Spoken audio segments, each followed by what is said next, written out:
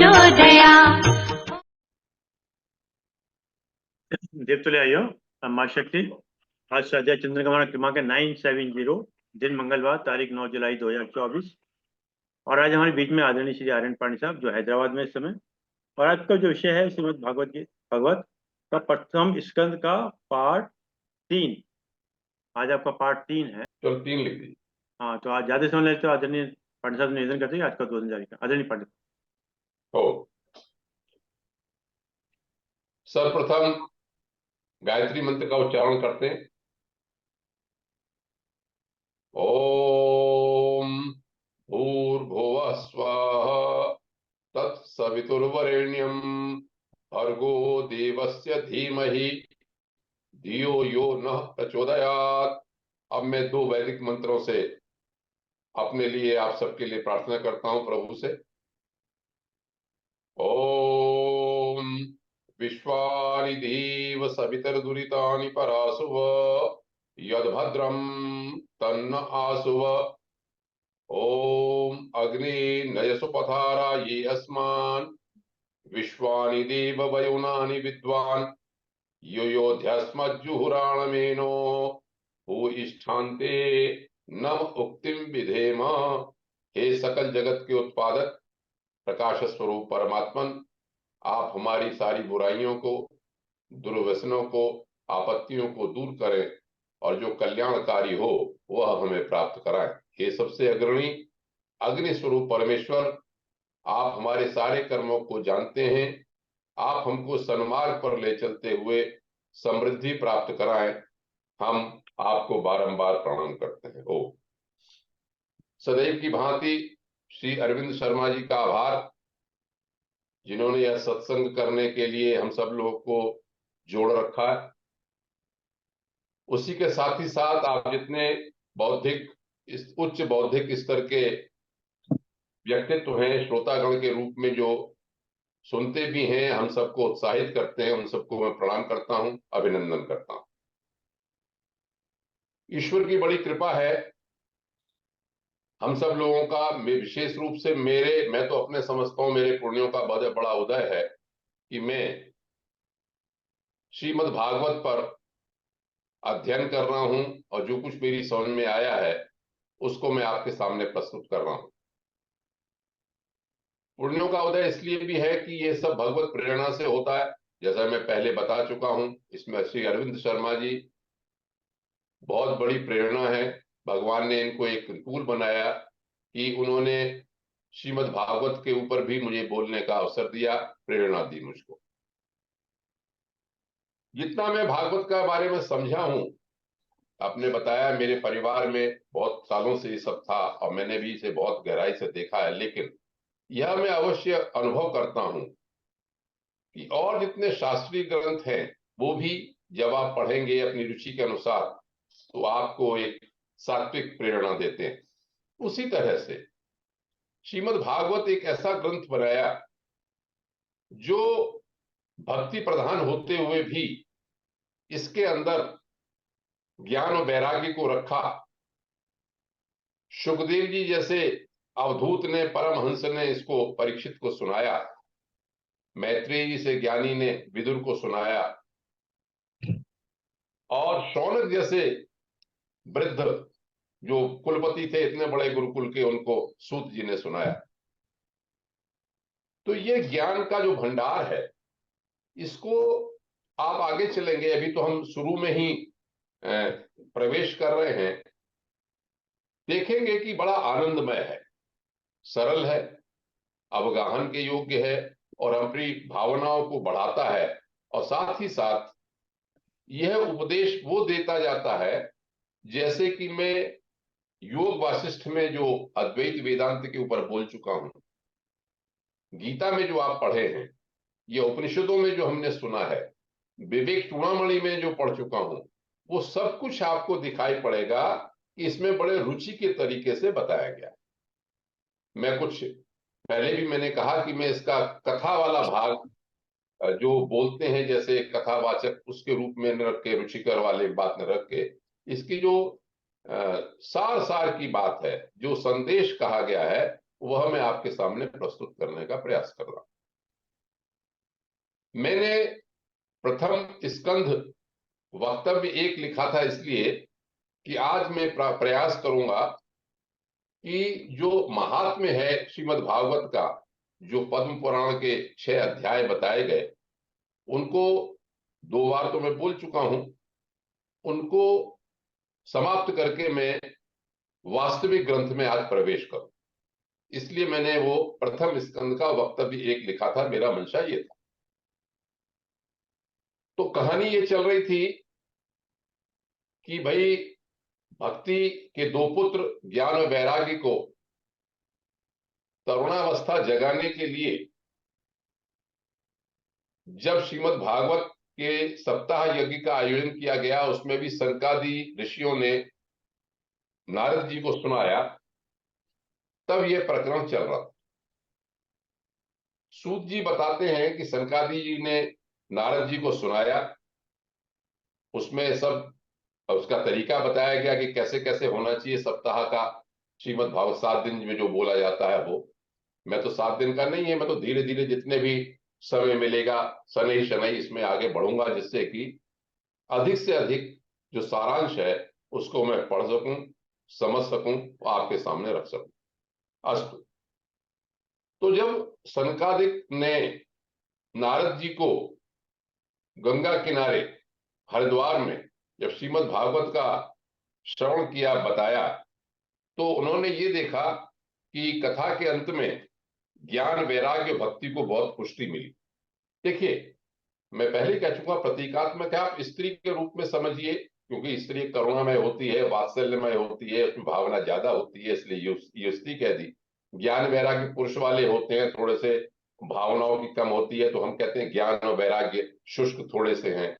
बात क्या है कि तीनों चीजों को साथ लेके चलना, ऐसा उपदेश है, ऐसा उपदेश किया कि ज्ञान वैराग्य और भक्ति तीनों के तीनों पुष्ट हो। जब तीनों पुष्ट हो गए तो हमें अपना हमारा मोक्ष का मार्ग है, जो जीवन का साध्य है, वो हमको प्राप्त होता है। नारद जी ने यहाँ पर एक श्लोक बोला है, ये कहा सनकादिक ऋषियों से कि धन्योस्मि अनुगृहीतोस्मि भगवत भी करुणा परे ही। मैं बहुत, हे भगवान, सनकादिक को हाथ जोड़ के कहा कि मैं बहुत धन्य हूं, बहुत आपने कृपा की है, आप करुणामय हैं। क्यों कि अद्य में भगवान लब्ध सर्व पाप हरो हरि। आज मैंने सब पापों को हरने वाले भगवान का उपलब्धि कर ली। मैं इस श्लोक को इसलिए यहां पर उद्धृत कर रहा हूं कि 12 स्कंद हैं श्रीमद् भागवत में। 12वें स्कंद में 7वें दिन अंत समय में जब सब कथा सुना के सुखदेव जी परीक्षित से पूछेंगे, आप सुनेंगे इसको, मैं यहीं पर इस ग्रंथ की विशेषता यह है कि पूर्वापर संबंध है, जो पहले कहा गया वो बाद में भी है, कैसे जुड़ता है। तो वहां पर सुखदेव जी ने पूछा परीक्षित से, भाई परीक्षित और कुछ तो नहीं सुनना? तो परीक्षित ने उसने ये कहा वहां पर कि सिद्धोस्मि अनुगृहीतोस्मि भवता करुणात्मना। जो बात यहां पर नारद जी ने 3 शब्द कहे कि मैं बहुत अनुग्रहित हूं, आप करुणामय है, आपने बड़ी करुणा कृपा की, वही बात परीक्षित जी से भी वही कहलवाई है, वही श्लोक उसी तरह का है जो उन्होंने सुखदेव जी के लिए कहा कि मैं बिल्कुल अब मोक्ष की स्थिति में आ गया हूं, बहुत अनुग्रहित हूं, आपने करुणा की। और क्या कहा वहां पे? यहाँ तो नारद जी कहते हैं कि हमको भगवान मिल गए, वहां का श्रावितो यच्च में साक्षात, आपने मुझे सुनाया, अनादि निधनो हरि, भगवान के बारे में सुनाया। तो ऐसा ये ग्रंथ है। ये कहते हैं कि जब ये कथा हो गई थी तो वहां पर सुखदेव जी आ गए। सुखदेव जी की बड़ी विशेषता है कि जहां पर इस तरह का भागवत का जहां भी वर्णन होता है, जहां भी भगवत कथा होती है, वहां सुखदेव जी प्रकट हो जाते हैं। और सुखदेव जी अपने धीरे धीरे आ रहे थे, उनको देख के सब लोगों ने उनके हाथ जोड़े और कहा कि आपने बड़ी कृपा की यहाँ पर। और जब वहां पर सब ये भागवत की कथा चल रही थी और सब ईश्वर का गुणगान हो रहा था, तो कहते हैं वहां पर भगवान प्रकट हो। देखिए, साक्षात रूप में जो साकार को कम विश्वास करते हैं वो तो कह सकते हैं भगवान कैसे प्रकट हो गए, वो तो चलिए बात ये है, लेकिन इसमें जो लिखा कि जब भगवत तत्व हमारे अंदर बढ़ता है तो हमको जो आनंद आता है वही भगवत की उपलब्धि जैसे लगती है। तो यहाँ पर ये लिखा कि प्रहलाद जी भी आए, प्रहलाद जी करताल बजाने लगे, उद्धव जी ने बाहें उठा के झांझ जो बजाते हैं वो बजाने लगे, नारद जी वीणा की ध्वनि करने लगे, और अर्जुन अर्जुन राग में बहुत माहिर थे। आपने सुना होगा कि जब इंद्र के यहाँ रहे अर्जुन तो उन्होंने उर्वशी से सारी गायन विद्या सीखी थी। तो अर्जुन भी राग अला भगवान के भक्त हैं। और इंद्र भी मृदंग बजाने लगे, सब जय घोष करने लगे, सुखदेव जी भी आनंद लेने लगे, अंग भंगी भाव बचाने लगे। तो भक्ति ज्ञान और वैराग्य तीनों ही वहां पर बहुत ही पुष्ट होके आनंद सबको देने लगे। उसके बाद क्या हुआ, भगवान से ये कहा कि भगवान हम आपसे एक बात ये कहना चाहते हैं कि जहां जहां पर भागवत की कथा हो वहां वहां आप अवश्य पधारें। भगवान ने कहा ऐसा ही होगा, जो मन से मेरे इस भागवत का कथन करेगा मैं वहां पर हूंगा। सुखदेव जी ने क्या किया, ये वे कहाँ जाए, तो सुखदेव ने ये लिखा है इसमें महात्म्य में कि भक्ति ज्ञान वैराग्य तीनों को इस ग्रंथ में स्थापित कर दिया। इसी तरह से 11वें स्कंद में कृष्ण ने उद्धव जी को सारा उपदेश देने के बाद उद्धव जी ने कहा भगवान कलयुग का कैसे उद्धार होगा, आपको हम कैसे पाएंगे, आप तो परम धाम जाना चाहते हैं। तो भगवान ने ये कहा था कि मैं अपने को इसी ग्रंथ में स्थापित कर देता हूं। जब भी आप समाहित होकर जो भक्त इसको पढ़ेगा, गाएगा, गायन करेगा, मनन करेगा, तो मैं उसके हृदय में अपने आप ही प्रकट हो जाऊं। इस महात्म्य के बाद सूत जी ने ये कहा है यहाँ पे कि श्री कृष्ण जब स्वधाम गमन हो गया श्री कृष्ण का, तो उसके लगभग 30 वर्ष बीत जाने के बाद भाद्रपद मास की शुक्ला नवमी को सुखदेव जी ने परीक्षित को कथा सुनाई थी। तीनों शुक्ल पक्ष के हैं, और इस कथा को सुनाने के 200 वर्ष बाद गोकर्ण जी ने धुंधुकारी को कथा सुनाई थी, जो मैं आपको कह चुका हूं। और उसी के बाद लगभग 30 वर्ष बीत जाने के बाद, और मतलब लगभग कलयुग के 230 वर्ष बीत, ऐसा मानते हैं कि भगवान श्री कृष्ण जब चले गए परम धाम तो द्वापर युग का समाप्ति हो गई थी, कलयुग की प्रारंभ हो गया था। तो सनकादिक जी ने कार्तिक शुक्ला नवमी से कथा प्रारंभ की थी। मैं इसको इसलिए बताना चाहता हूं कि इसमें ये लिखा है जो गोकर्ण जी का, वो है आषाढ़ मास की शुक्ला नवमी को सुनाया। मैं इसको इसलिए बताना चाहता हूं, मुझे जब मैं अध्ययन कर रहा था तो मुझे ध्यान आया इस समय आषाढ़ मास चल रहा है, शुक्ल पक्ष चल रहा है। आप लोगों में ये जानते होंगे कि जैसे 2 नवरात्र होते हैं, इसी से 2 गुप्त नवरात्र भी होते हैं। तो इस समय एक ऊर्जा का विशेष अवसर चल रहा है। आषाढ़ मास के जो शुक्ल पक्ष है उसमें आज चतुर्थी है, और ये गुप्त नवरात्र चल रहा है। एक माघ मास में होता है, इस समय होता है। मैं जहां हैदराबाद में हूं, यहाँ पर इस समय के उत्सव को बोनालू कह के बहुत मनाया जाता है। मैं भी मंदिर गया था, एक पैडा अम्मा के नाम से मंदिर है। पैडा माने बड़ी, अम्मा माने मदर, मदर और मदर, सुप्रीम मदर जिसे कहते हैं, देवी के नाम से। तो यहाँ पर बहुत ही उत्सव से मनाते हैं इसको। तो ये जो अवसर है, ये जो समय है, ये बहुत ही एक ऊर्जा को प्राप्त करने का एक विशेष समय, गुप्त नवरात्रि। और ये चल रहा है, इसी के मास में, नवमी मास में गोकर्ण जी ने कथा सुनाई। कितनी कथा हो गई, ये तो महात्म्य समाप्त हो गया। अब प्रवेश करते हैं श्रीमद् भागवत के मुख्य ग्रंथ में। मुख्य ग्रंथ में पहले मंगलाचरण का मैं एक श्लोक बोलूंगा, उसके बाद में थोड़ी कथा में प्रवेश करने के बाद पुनः मंगलाचरण की व्याख्या करूंगा। मंगलाचरण बहुत ही महत्वपूर्ण है, इसको आप देखेंगे। मंगलाचरण का श्लोक इस प्रकार है, संस्कृत में है, सुनिए, इसको आनंद आएगा। फिर मैं इसका अर्थ भी करूंगा थोड़े प्रकरणों के उपरांत। मंगलाचरण इस प्रकार है, जन्माद्यस्य यतोऽन्वयादितरतश्चार्थेष्वभिज्ञस्वराट् तेने ब्रह्म हृदय आदि कवये मुह्यन्ति सूरयः तेजो वारि मृदां यथा विनिमयो यत्र त्रिसर्गो मृषा धाम्ना येन सदा नुरस्तु कुहकम् सत्यम परम धीमहि। मैं कथा में प्रवेश कर जाऊं, उसके उपरांत फिर इस मंगलाचरण पे आऊंगा और इसका शास्त्रीय विवेचन करूंगा, जिससे कि आपको ये लगे कि अगर हम पहले कह चुके महात्म्य में कि वेदोपनिषदाम ये सारात कथा भागवती कथा, ओके। वेद और हम उपनिषदों से ये भागवती कथा हुई है, वो कैसे। मंगलाचरण में 2 श्लोक और हैं, इसका मैं अर्थ बाद में बताऊंगा।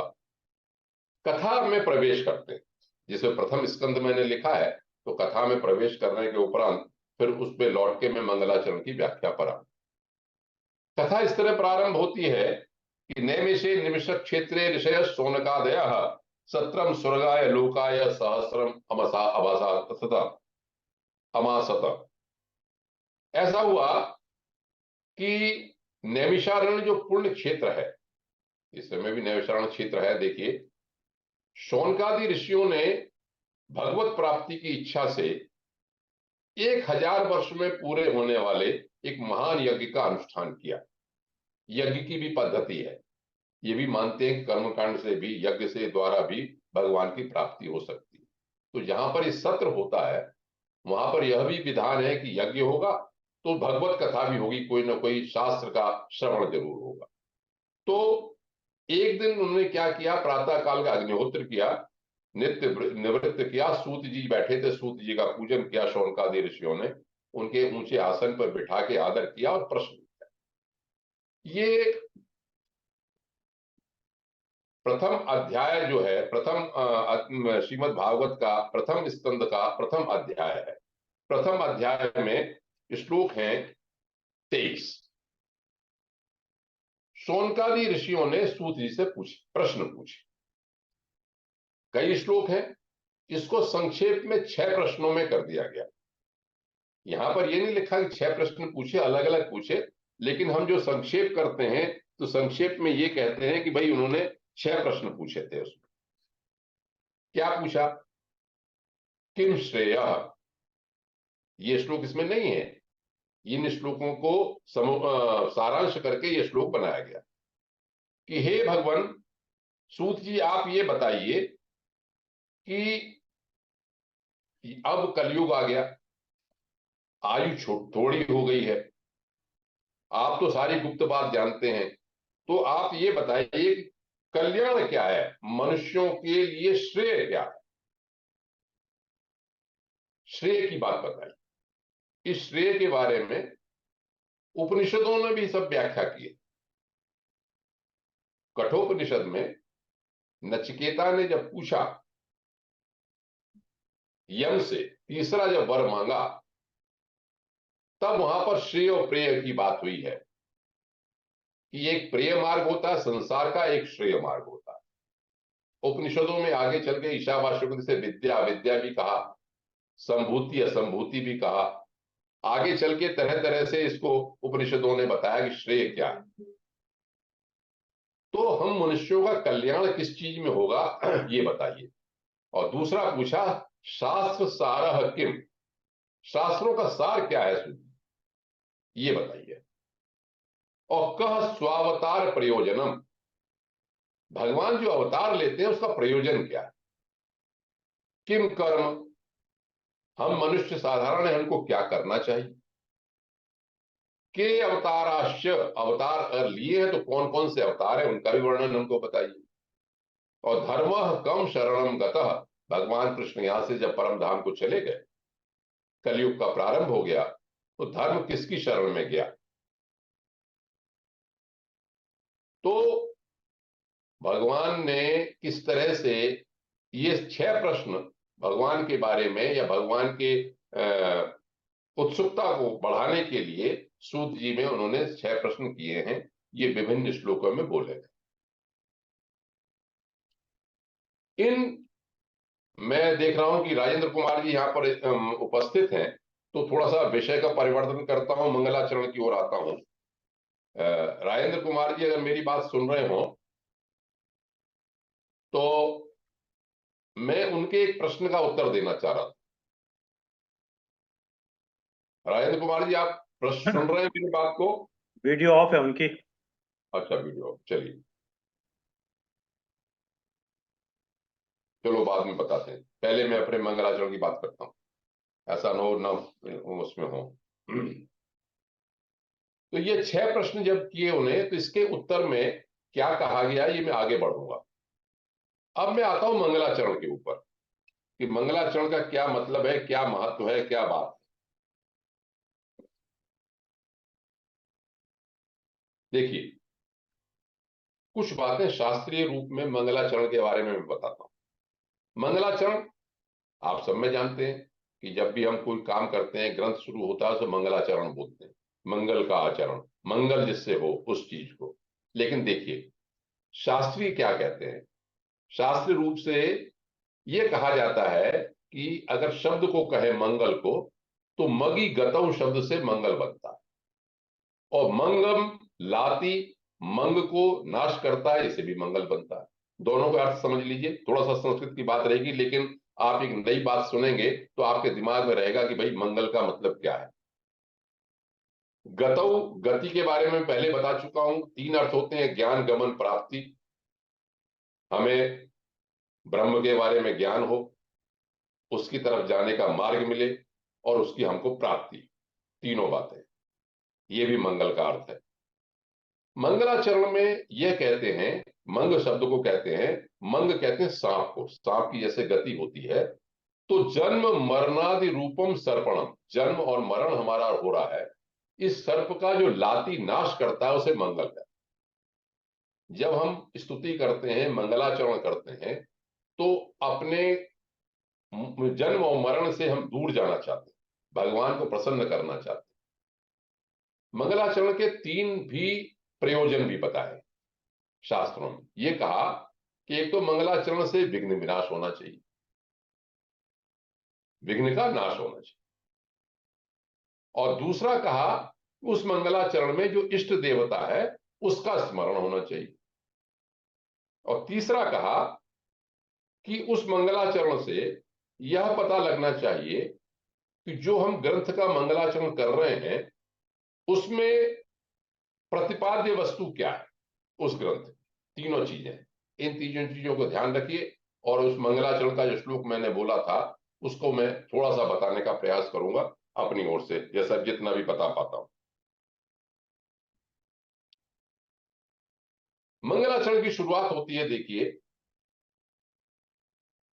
जन्माद्यस्य यतो, जो लोग ब्रह्म सूत्र जानते हैं, अगर नाम तो सुना ही होगा, नहीं पढ़ा होगा तो भी, ब्रह्म सूत्र का पहला सूत्र है अथातो ब्रह्म जिज्ञासा। हम अब ब्रह्म के बारे में जानना चाहते हैं। दूसरा सूत्र है जन्माद्यस्य यतो। मैं इसलिए बताना चाहता हूं कि यह मंगलाचरण कोई साधारण मंगलाचरण नहीं है।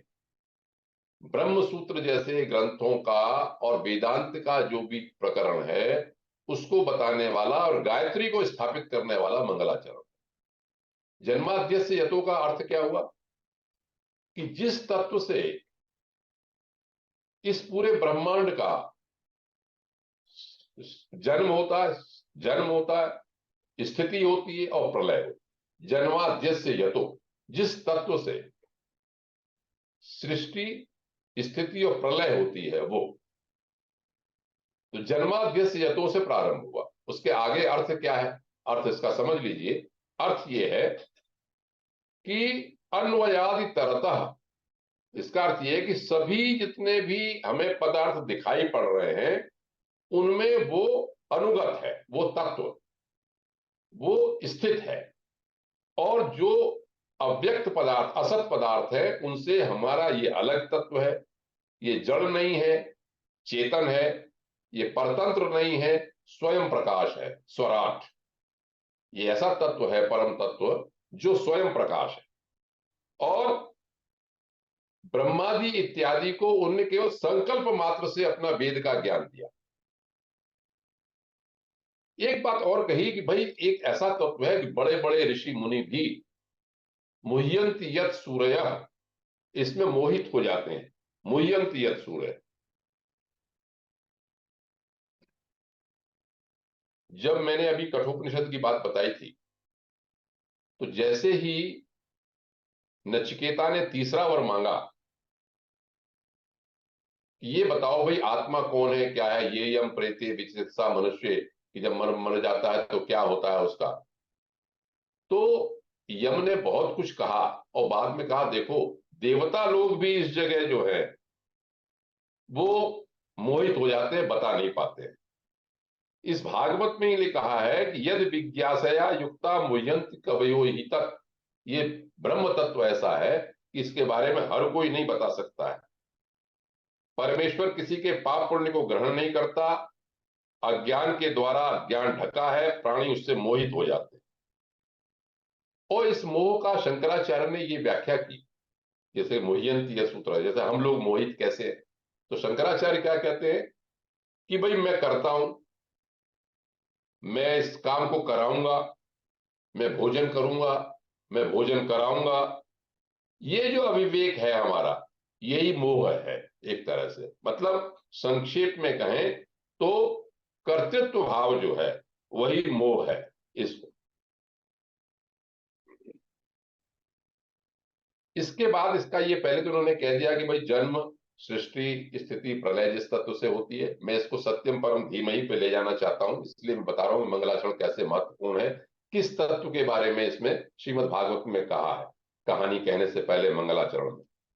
और जो परतंत्र नहीं स्वयं प्रकाश है, जिसने अपने संकल्प मात्र से वेद ज्ञान दिया है, बड़े बड़े विद्वान भी मोहित हो जाते हैं।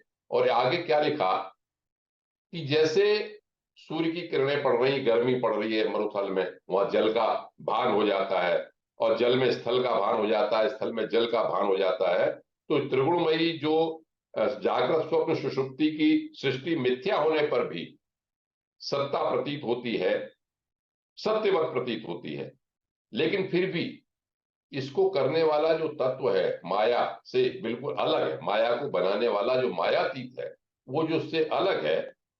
और धामना ये न सदा निरस्त कुहकम, जिसके प्रकाश से जितना भी अज्ञान है वो सब नष्ट हो जाता है। ऐसे सत्यम परम धीमहि, हम उस सत्य तत्व को धारण करते हैं, उसकी शरण में जाते हैं। कि जिस तरह से गायत्री में कहा कि भर्गो देवस्य धीमहि, उसी तरह से दूसरी भाषा में यहां पर कहा सत्यम परम धीमहि। अब मंगलाचरण की तीन बातें जो मैंने कही थी वो यहां बता दूं, फिर मैं सत्य के ऊपर आज कुछ आपको बताना चाहूं। क्या कहा था मैंने कि मंगलाचरण में विघ्न विनाश होना चाहिए, तो यहां पर लिखा निरस्त कुहकम, उस सत्य तत्व को धारण करने में ध्यान करने से, कुहक माने अंधेरा, अंधेरा क्या है, अविद्या का, अविद्या का अंधेरा दूर हो जाता है, ऐसा निरस्त कुहकम।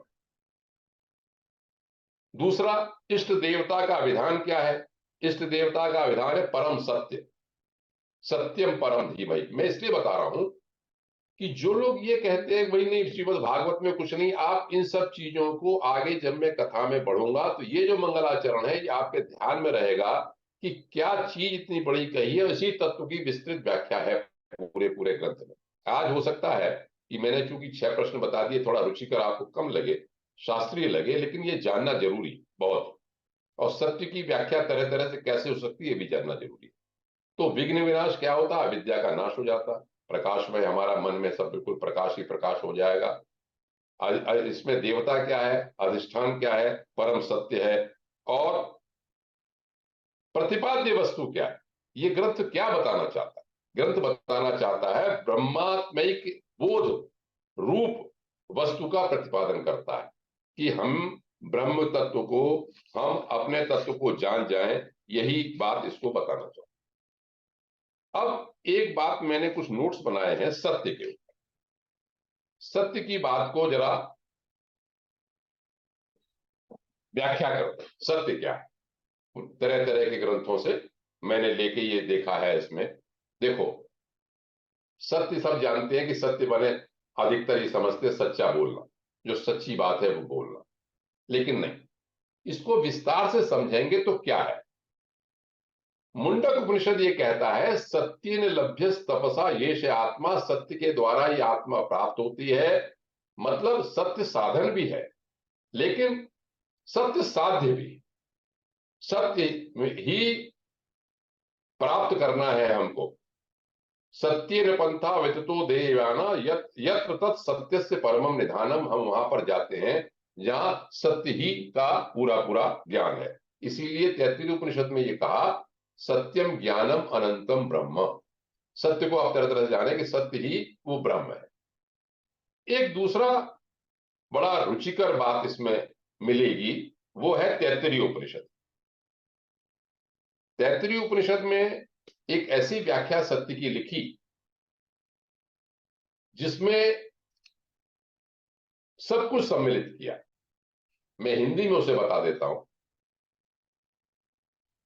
उसने ये कहा कि जो परम तत्व था वो संसार में प्रत्येक अणु में स्वयं प्रविष्ट हो गया।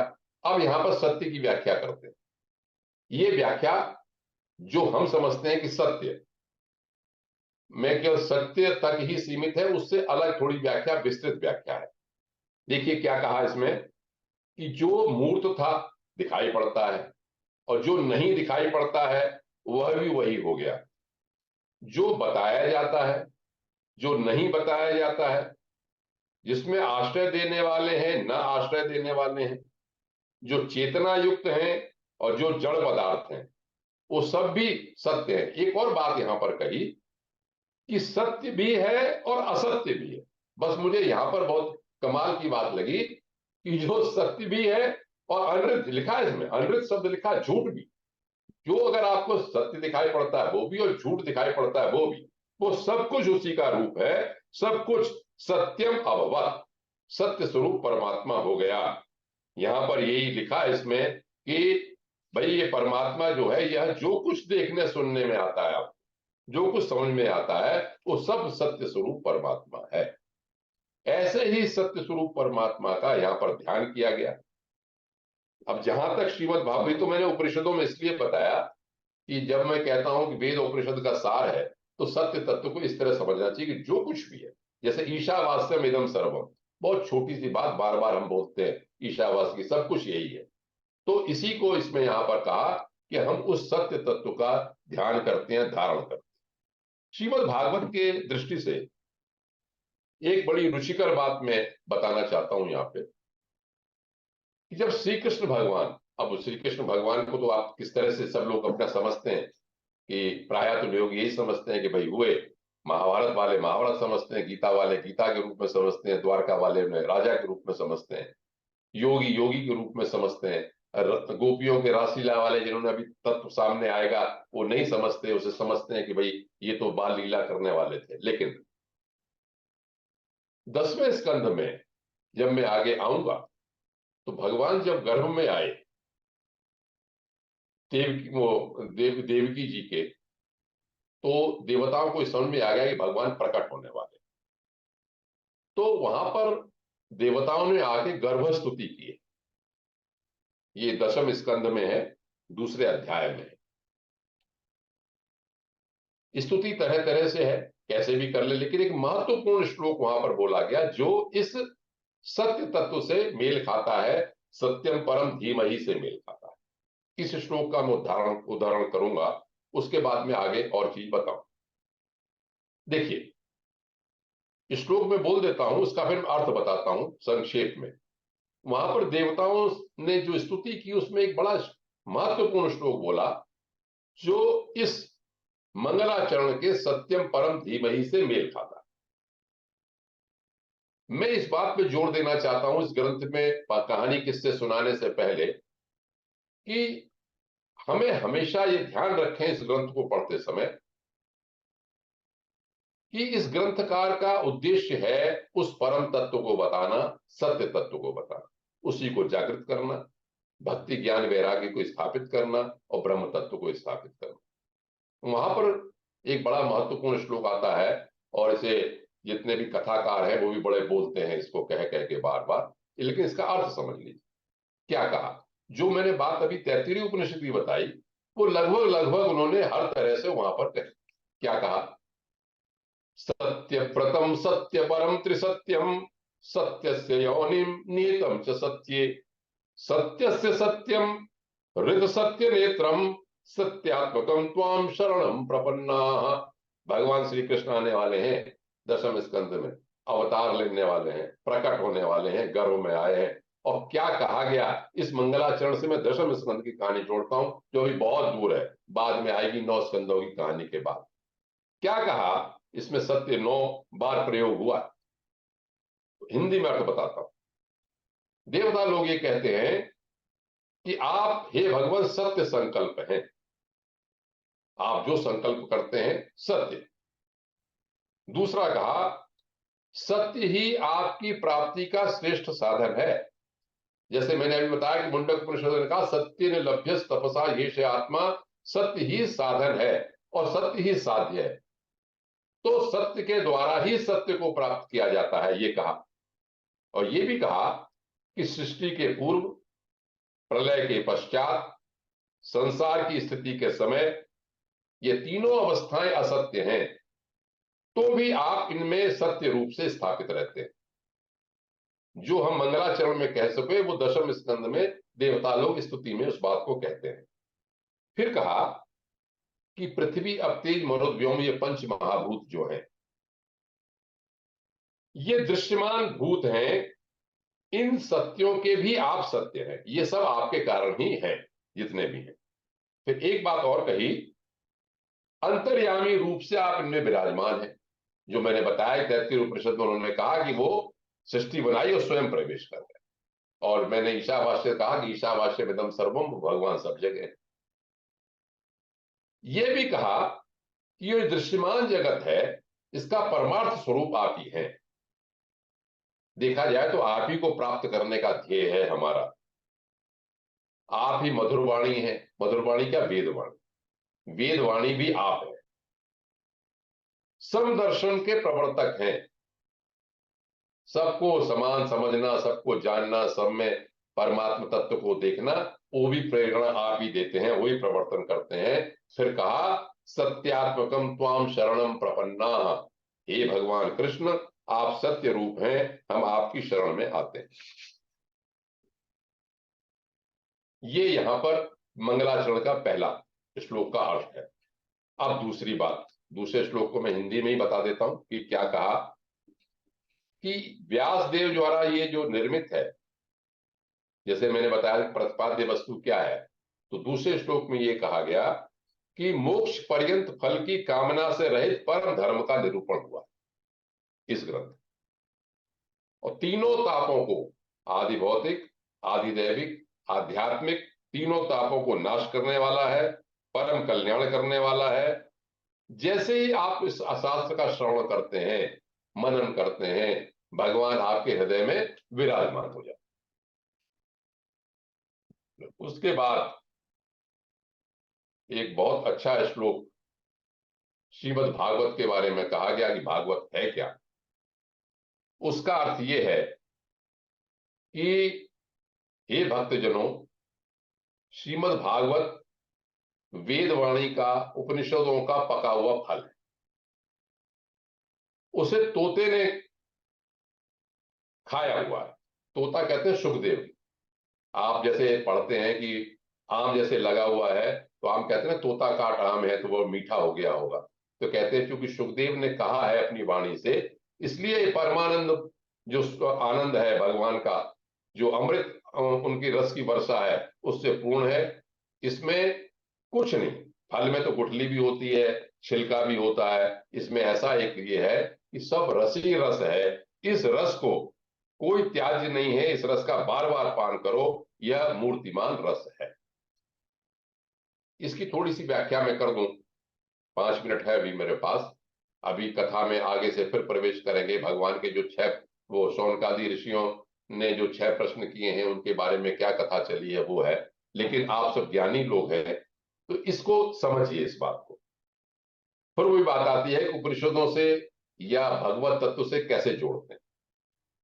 तो जब कथावाचक कहते हैं, बिल्कुल सही कहते हैं, ये भागवत तो एक ऐसा फल है जिसमें न गूदा है, वो गूदा गूदा है, रस ही रस है, इसमें न छिलका है और न इसमें गुठली। इस रस का आलय है, रस का समुद्र है, पूरा रसी रस है। इस भागवत रस को पियो, भगवान से संबंधित है। भागवत में वैसे भी यदि शास्त्रीय व्याख्या नहीं है, लेकिन फिर भी आपको रुचिकर लगे तो बताता हूं कि भ से कहते हैं भक्ति लोग, ग से कहते हैं ज्ञान, व से कहते हैं वैराग्य और त से कहते हैं तारण। भक्ति ज्ञान वैराग्य के सहारे हम जब तर जाते हैं जिस रास्ते से, उसका साधन ये भागवत है। कुछ लोग कहते हैं वो शास्त्रीय तो नहीं है, लेकिन जैसे रुचि के लिए बना देते हैं, उसी तरह से व्याख्या बनाई। इसमें एक बात मुझे बताने की है जो शास्त्रीय बात है। रसमालयम शब्द लिखा। रसमालयम का शब्द मतलब होता है रस का घर, रसी रस है इसके अंदर। अब आप संस्कृत की या व्याख्याकारों की एक विशेषता देखिए कि इसको किस तरह से व्याख्या किया जा सकती है। रसम आलयम, रसम के बारे में कई बार हम बता चुके हैं कि तैत्तिरीय उपनिषद कहती है रसो वैसा। वो जो ब्रह्म तत्व है वो रसमय है। तो उस ब्रह्म तत्व का ही पूरा पूरा ये घर है, पूरा पूरा भागवत सबका रसम आलय। आप दूसरा अर्थ कैसे करते हैं? रसमा और लयम दो तरह से तोड़ दिया। उसको क्या कहते हैं? रसो ब्रह्म तत्व मीयते ज्ञायते ययासा रस रसमा सरस्वती। जिस सरस्वती के द्वारा साधन से हम ब्रह्म तत्व की प्राप्ति करते हैं उसे रसमा कहते हैं। ये ग्रंथ ऐसा है कि वह भी इसमें लियते समाप्त हो जाती है, इसलिए रसमा लयम कहा। यहां पर सरस्वती का भी काम नहीं रहता, हम उसके पार चले जाते हैं बिल्कुल और ब्रह्म तत्व में लीन हो जाते हैं। ऐसा रसमालयम है ये, भगवत तत्व को प्राप्त करने का साधन है। तो ऐसे भागवत को हमें बार बार सुनना चाहिए। अब अंत में 2-3 मिनट में अपनी बात जो मैं शुरू में कहना चाह रहा था वो मैं समाप्त कर दूं इसमें कह के कि एक प्रश्न श्री राजेंद्र कुमार जी ने ये किया था कि भाई आपने 2 परंपराएं बताई, तो ये भागवत जो है शंकरशरण जी ने किस तरह से सुनाया, इसके बारे में मैंने अध्ययन किया।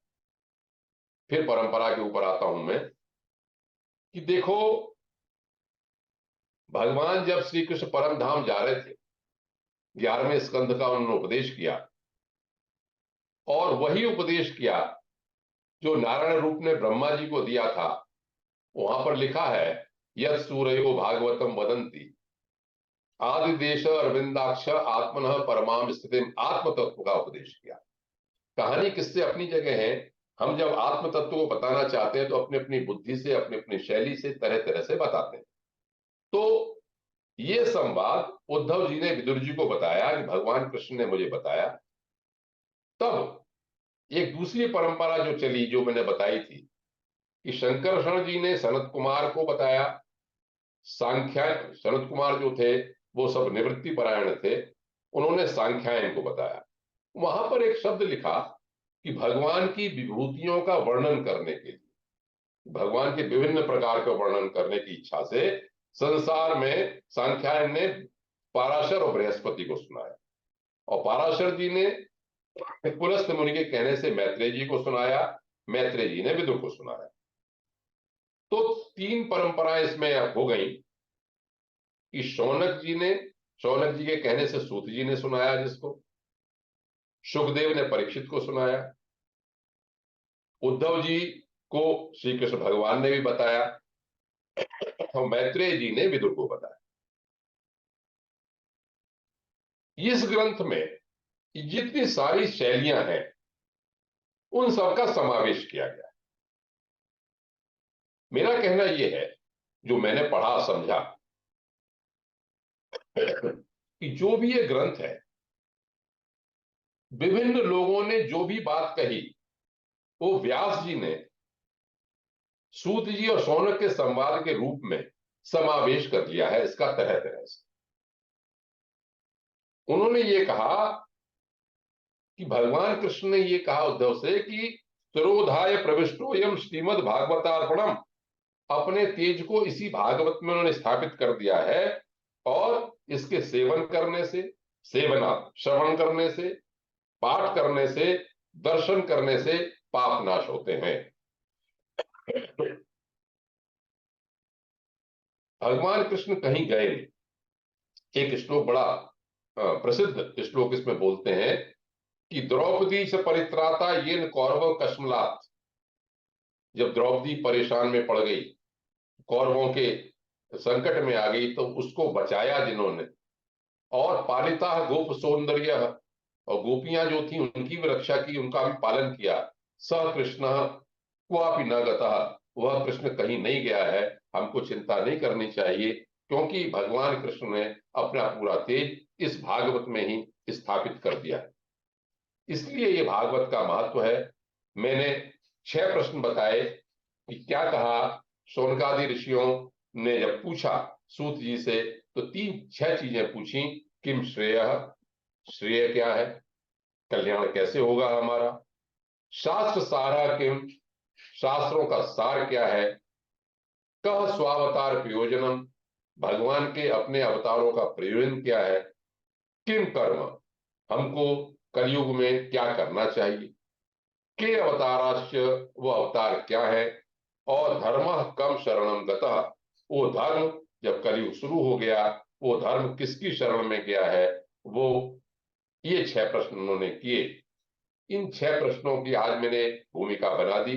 पहला अध्याय पूरा किया, और प्रथम स्कंद में अब इसके बाद जब भगवत कथा और भगवत गीता का प्रारंभ होगा कि सूत जी इसमें क्या कहते हैं, पहले सुखदेव जी को प्रणाम करते हुए उसका उत्तर कैसे कहते हैं, उसमें भगवान के वासुदेव और अधोक्षज के नाम क्या दिए हैं, उनका क्या अर्थ है, इसको मैं धीरे धीरे आगे बताऊंगा।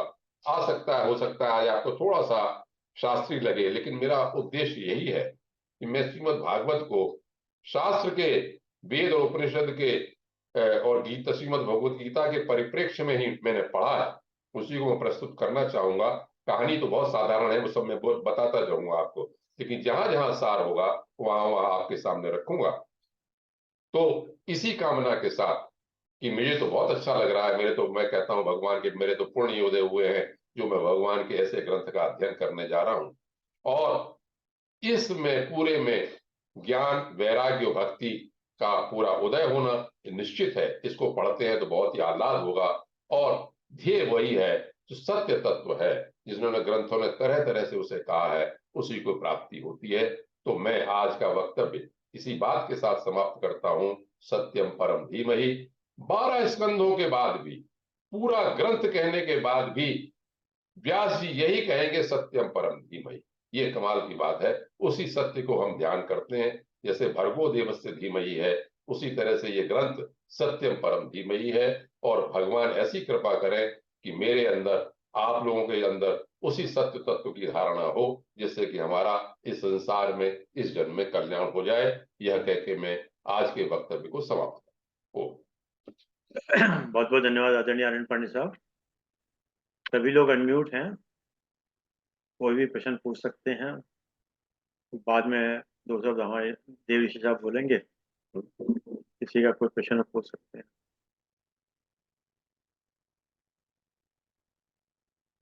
सर मैं धन्यवाद देना चाहूंगा। नमस्कार सर, धन्यवाद देना चाहूंगा। आपने शंका का समाधान कर दिया, निवारण कर दिया सर। बहुत बहुत धन्यवाद sir. Thank you sir, thank you. मैं आपकी प्रतीक्षा कर रहा था। मैंने कहा कि इसको मैंने पढ़ा, मैं बताऊंगा जितना भी बुद्धि नहीं है। नहीं sir, thank you so much sir, thank you. मेरे साहब अटेंडेंस तो आज 2-4 मिनट लेट हो गया सर मैं आने में। संक्षेप में, इसीलिए उसमें मैं बोला नहीं। संक्षेप में मैं यही कहना चाहता हूं कि किसी ग्रंथ को 18,000 श्लोकों में हूबहू नहीं कहा गया, लेकिन उस तत्व को अपनी अपनी शैली से बताया गया और सबका समावेश इसमें कर दिया गया। ऐसा ऐसा सर सर सर सर नहीं सर, बहुत बहुत धन्यवाद। आपने मेरी बात याद रखी और कृपा करके शंका का निवारण किया था। Thank you sir, thank you, thank you sir, thank you. नमस्कार सर, नमस्कार सर। उनकी बात को आगे रखना ही मुझे भी प्रेरणा मिलती है उससे। Thank you sir, thank you sir. नमस्कार सर। Thank you. बताओ तो, ये पिछली बार भी दिया ही था, फिर दोबारा बताया। तो सर मैंने सुन नहीं पाया रहा हूंगा मैं, तो इसलिए मैं आज मैंने बड़ा अटेंटिवली सुना, उस दिन मिस कर गया हूंगा मैं। आज टू द पॉइंट बात मेरी समझ आ रही sir. Thank you sir, thank you, thank you sir. Zoom के लोगों को मैं बताना चाहता हूँ कि मेरे पास एक फोन आया था कुछ दिन पूर्व जयपुर से जज साहब का। तो उन्होंने शायद पांडे साहब का वक्तव्य सुना होगा। तो जज साहब बता रहे थे कि जो उस ग्रंथ का जिक्र किया गया है वो बड़ा अमूल्य है इनके पास, जो संस्कृत भाषा के अंदर है। तो उस ग्रंथ से संबंधित उनकी कुछ जानकारी रही होगी मतलब। तो उन्होंने आपको कोटि कोटि धन्यवाद दिया कि साहब पांडे साहब को हमारा धन्यवाद दीजिएगा। ये था। मैं कहा बीएन चौधरी साहब के मन में कोई प्रश्न उठ रहा है, शायद पूछ लीजिएगा। काफी उठ रहे हैं। अरविंद जी आप ही हैं, तो ग्रंथ भी आप ही ने ला के दिया मुझे। नहीं, ईश्वर की कृपा है, सब मैं ना कोई होता, हम तो निमित्त मात्र हैं। और इससे मैं बात भी कहता हूँ, एक सिद्ध होता है कि ये शास्त्रीय ग्रंथ है, श्रद्धा रखे तो मूर्तिमान चीजें हैं, जागृत चीजें हैं, ये समझ। एक्चुअली जो भी कुछ घटित हो रहा है वो सब ईश्वरीय प्रेरणा से होता है। ये कभी कभी हमको अहम हो जाता है कि मैं कर रहा हूँ। हम लोग को तो जैसे वो बैलगाड़ी के नीचे वो चलता है ना, क्या एक जानवर चलता है। क्यों पांडे साहब? तो हाँ बिल्कुल, बैलगाड़ी के नीचे एक जानवर चलता है तो वो सोचता है कि मेरे पर बैलगाड़ी चल रही है। चौधरी साहब कुछ बोल रहे हैं, उनको कह दे जरा, बता। साउंड बंद है उनके। शर्मा जी को बहुत बहुत धन्यवाद। आपके कारण हम लोग ये पुण्य फल पा रहे हैं, इसके लिए भी धन्यवाद। और डॉक्टर पांडे जी को तो आज मैं बहुत हृदय से धन्यवाद इसलिए देना चाहता हूँ कि भागवत कथा बहुत बार कर्सरी रूप में सुना, देखा, बात किया, लेकिन आज जो उन्होंने व्याख्या शुरुआत की है ना, व्याख्या, वो नहीं सुन पाया था कभी भी। और मैं समझता हूँ कथा के साथ ये व्याख्या का जो स्वरूप है भागवत का, ये सचमुच नया होगा। और ये अपने आप में सचमुच नया होगा। ये आगे हम प्रतीक्षा करेंगे। और जिज्ञासा आपने बहुत बढ़ा दी पांडे जी, बहुत बहुत धन्यवाद। नमस्कार। धन्यवाद, और आभार। साहब पांडे साहब को भी जो है व्यासपीठ पे बैठाइए कहीं चल के, पूरा 1-2 लाख आदमी आए वहां पर। जरूर जरूर। पूरी जरूर।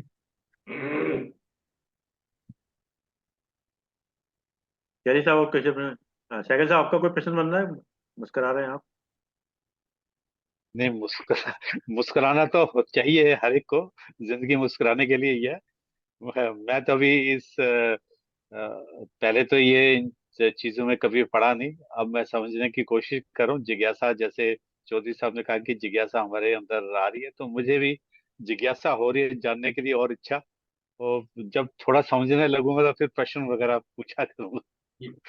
तो मैं अजय जी से कहूं कि जब ये हाँ, अरविंद जी ने शुरू किया था, हाँ, तब लोग भागवत और भगवत गीता में अंतर नहीं जानते थे, उपनिषद के बारे में नहीं सुना था। धीरे हाँ, धीरे हाँ, सारे उपनिषदों के विभिन्न ग्रंथों का वर्णन हुआ तो सब लोग खूब परिचित हो गए। इसी तरह से हाँ आप जी, अटेम्प्ट करते रहेंगे तो समझ जाएंगे। जो मैंने उपनिषदें बोली हैं, इन सब हाँ, पे वक्तव्य हो चुके हैं पहले, सब पे, हाँ जी, जितने भी हाँ जी, उपनिषद हैं उन सब पे। हाँ। बहुत बहुत धन्यवाद। इसमें आपको, मुझे ज्यादा समझ में आए या ना आए, मगर आपको सुनने में बड़ा आनंद आता मुझे। नहीं नहीं, आगे जब कथा सरल होंगी तो समझ में भी आने हाँ, लगे। हाँ, कहानियों की कहानी भी कही जाएगी चलिए आगे। साहब, देवऋषि साहब बोलने से पहले शेखर साहब जो मुस्कुरा रहे थे, बालों के अंदर ही वो कुछ बोलना चाहते थे। वो भी बेशक मुस्कुराते हैं, मूछों को ताव देते हैं और मुस्कुराते हैं। बहुत बहुत धन्यवाद अरविंद शर्मा जी और डॉक्टर पांडे साहब को बहुत बहुत धन्यवाद। हमारे को इस सत्य की खोज में लेके जा रहे हैं, इससे बड़ा सौभाग्य हमारा क्या हो सकता है। और ये जो बताया इन्होंने कि ये फल है, भले पका पकाया फल है, इसमें ना तो छिलका है ना ही गुठली है, हमें पूरा का पूरा ही उसको ग्रहण करने में मजा आ रहा है। तो हम तो धन्यवाद देने के सिवा और कुछ कर नहीं सकते। बहुत ही बहुत धन्यवाद। मैं धन्यवाद ही दूंगा कि हमें सही रास्ते पे लेके जा रहे हैं, जो ये मनुष्य जीवन का उद्देश्य है। पांडे साहब का बहुत बहुत धन्यवाद। आभार, आपका आभार। तो पांडे साहब, एक उनका नहीं आता रामकृष्ण परमहंस का, अगर कहीं अमृत में डूबना पड़े तो किनारे से ना डूबे, उसमें तो कहीं से भी डूब जाओ, अपना कूद जाओ अपना। उसमें किनारा ढूंढने की आवश्यकता नहीं पड़ती ना। वो यही तो कहते हैं कि ये तो ऐसी जगह है कि इसमें डूब के ही अमर होता है, बस। डूबते ही है। चलिए साहब, देवेश साहब धन्यवाद दीजिएगा। पांडे जी, श्रीमद् भगवत ये सचमुच है, जैसे चौधरी साहब ने भी कहा, उन्होंने सुना नहीं होगा, लेकिन आपका बिल्कुल ही अलग तरीके, जैसे आपने शुरू किया है, व्याख्या दी है मंगलाचरण के बारे में, ऐसा कोई वो कहता नहीं है। मैं थोड़ा बहुत तो मैंने भी सुना है भगवत, आपने भी सुना होगा, इस तरह कोई व्याख्या नहीं देता कि आप उपनिषदों से रेफरेंस देते हैं, वेदों के साथ में आपने तो कल्पना ही कर दी भाई ये वेद का ही स्वरूप है। और स्टार्टिंग में आपने ज्ञान वैराग्य और भक्ति तीनों को जो जोड़ दिया है भाई, इन्हीं सब तीनों से ही सब कुछ है। और मुख्य ग्रंथ में मंगलाचार्य आपने शुरू किया, और उसमें शौन ऋषि से सूत जी के जो 6 प्रश्न हैं, मेरे हिसाब से तो मेरा ख्याल ये क्या, आपसे पूछ लेता हूँ, क्या पूरी भगवत ये भागवत शायद 6 प्रश्नों पे ही पूरी निर्धारित है, इन 6 प्रश्नों के उत्तर में ही खत्म होती है, ये बीच में प्रश्न नहीं कर रहा हूँ। मैं आप देखेंगे असल में क्या है, जो संवाद है ना, प्रश्न उत्तर की एक शैली ग्रंथों की ऐसी है। हाँ जी। 6 प्रश्न उन्होंने पूछे, उन्होंने इसको बढ़ाने का प्रयास किया, फिर आगे, फिर अच्छा, मैं सुखदेव समझ गया, जी मामला आ मतलब जाएगा। इसी को आगे बढ़ाया है इन्होंने, ये 6 प्रश्न, वो आगे ये बढ़ा। मूल मूल मूल तत्व ये 6 प्रश्न है? हाँ, पहला अध्याय में हाँ 6 प्रश्न और भी प्रश्न है। फिर आप देखेंगे कि हाँ। परीक्षित क्या प्रश्न करेगा सुखदेव से, वो बहुत कमाल की चीज है। अच्छा, बहुत ही ठीक आपको ठीक ठीक आनंद आएगा उसको सुनने। वो तरह तरह के प्रश्न हैं, ठीक ठीक। तरह के उत्तर। और आज इससे आपका जब श्री भगवत का जो उद्देश्य लग रहा है, दो ही है, एक तो ब्रह्म तत्व है, वो सब उपनिषदों का ब्रह्म तत्व भी है। एक्चुअली देखा जाए सब आध्यात्मिक का सारांश ही ब्रह्म तत्व है, जानना है आध्यात्मिक मतलब ही ब्रह्म तत्व को जानना है। और दूसरा सत्य को जानना है। और सत्य का जो आपने तैत्तिरीय उपनिषद का रेफरेंस दिया हुआ है, कि सत्य सत्य ही सत्य है, सत्य भी सत्य है, जो दिखा है वो भी सत्य है, जो ना ही नहीं दिखा। तो सब कुछ जब ये सृष्टि ही जब सत्य है, सृष्टि ही ब्रह्म है और ब्रह्म ही सत्य है। एक्चुअली देखा जाए सत्य क्या है, मैं इवन आप किसी ग्रंथों में पढ़े, बस सिर्फ एक सत्य है, वो ब्रह्म है, बाकी सब असत्य है।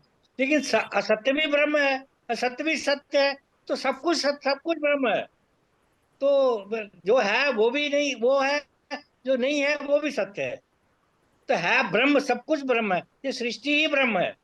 तो ये पूरा घूम घुमा के वही गोल गोल चक्कर है पूरा, टोटली है, सब कुछ वही है। और जैसे बोले इसमें रस ही रस है ना गुद्दा है ना जो, वही वाली बात है। और ब्रह्म तत्व ही रस है। सरस्वती की बात की, भागवत सरस्वती के रूप में ये ग्रंथ बनाया गया है, तो आपके ब्रह्म तत्व को पढ़ ले। तो ब्रह्म है, सत्य है, और ज्ञान वैराग्य और भक्ति तीनों को मिला दिया गया हुआ है। तो ये अद्भुत ग्रंथ है। और आपका आपका जो तरीका भगवत कथा करने का, मैं कथा इसको कहूँ या ना कहूँ या प्रवचन कहूँ नहीं, आप कथावाचक तो नहीं है, लेकिन आप प्रवचन करते हैं, संत हैं, महात्मा हैं। आपको ये भगवत पुराण के बाद ये आपको बताया जाएगा, आपको कि नया को एक एक आपको विश्लेषण दिया जाएगा कि आप क्या है। तो ये आपका स्वरूप भी बदल जाएगा, मैं समझता हूँ कि भगवत भगवत के बाद आपका व्यक्तित्व भी बदल जाएगा। मैं ये मुझे आभास हो रहा है कुछ, आपको इतना ये अंदर घूर में ले जाएगा। आपको आपका सौभाग्य तो है ही है, और हम लोगों का भी बहुत सौभाग्य है। और ब्रह्म तत्व में लीन होना ही है, बाकी तो और कुछ नजर ही नहीं आ रहा। सत्य और ब्रह्म है, ये सत्य और ब्रह्म है, इसी का ये ब्रह्म ब्रह्म तत्व की प्राप्ति और उसी में लीन करने के लिए ये ग्रंथ बनाया गया हुआ। और बहुत सौभाग्य सबका, बहुत बहुत धन्यवाद। और आगे देखते हैं, चलते जाएंगे हम भी बहते जाएंगे। लेकिन ये एक श्रद्धा वाला भी आ जाता है इसमें, जो भक्ति भाव आएगा। अभी भक्ति भाव जब आएगा, फिर एक अलग तरह का माहौल बनेगा। अभी तो आप ज्ञान की बातें कर रहे हैं सारी, सब ज्ञान की बात। अभी तो वैराग्य भी नहीं है, ये सब सब ज्ञान की बातें हैं। ब्रह्म को जानना, सत्य को जानना, ये सब ज्ञान है, सब ज्ञान की बात बता रहे हैं आप।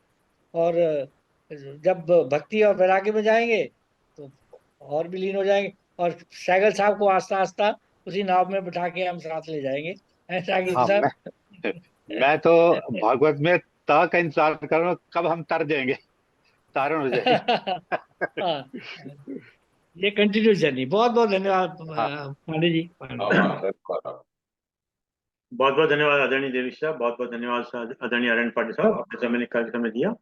ये और एक जूम और के ये सत्यम परम धीमहि का आपने बहुत अच्छा बताया भाई। यो एक गायत्री के साथ आपने इसका तुलना की है, भर्गो देवस्य धीमहि का, ये बड़ा अद्भुत बताया आपने, बहुत बढ़िया, बहुत अच्छा। अब मैं बोलूं या हाँ बीच जी, में से फिर हाँ बोलना? बोलिए बोलिए अच्छा, बोलिए लगता है बोलिए, दोबारा नहीं इलेक्शन बोलिए रिप्ले हो बोलिए जाए ना। बोलिए चलिए, अभी। बहुत बहुत धन्यवाद आदरणीय देवेश साहब, बहुत बहुत धन्यवाद आदरणीय आर्यन पाटिल साहब, आपने समय निकाल समय दिया। और जूम के लोगों का विशेष रूप से धन्यवाद कि आपने समय निकाल के समय दिया। और जैसा कि एक विचार के साथ और 3 बार ओम के साथ अपनी बात को समाप्त करते हैं। आज का विचार, ऐसा विचार तो शायद आपने पहले कभी नहीं सुना होगा, आप पहली बार सुन रहे होंगे। सुनिए साहब, हमारी भाषा और बोलने का लहजा, हमारी भाषा और बोलने का लहजा भी एक प्रकार से वस्त्र है। हमारी भाषा और बोलने का लहजा भी एक प्रकार से वस्त्र ही है, जिसको यदि आपने शालीनता से नहीं पहना तो आपको संपूर्ण व्यक्तित्व ही निवस्त्र हो जाता है।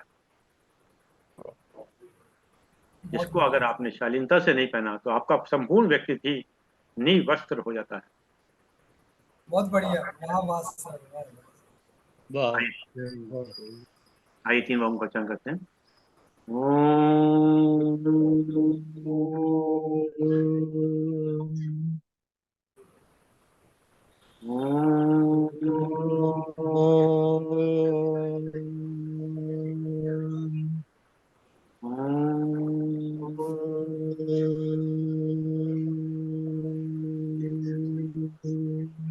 शांति शांति शांति शांति शांति।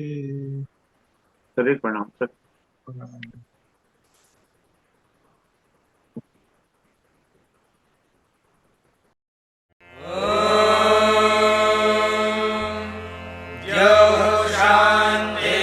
शान्तिरन्तरिक्षं शान्तिः पृथिवी शान्तिरापः शान्तिरोषधयः